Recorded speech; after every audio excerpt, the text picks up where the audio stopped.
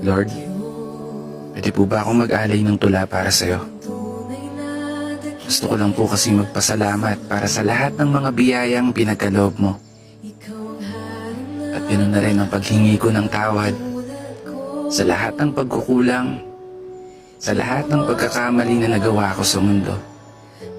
At higit sa lahat, mga panahong pinagluludahan ko ang mga plano mo. Kasi Lord, hindi ko may tatanggi. Minsan, ayoko na. Ang araw na pagod na ako sa lahat ng mga problema kong daladala. Pinipilit ko nung bumangon at imulot ang mata.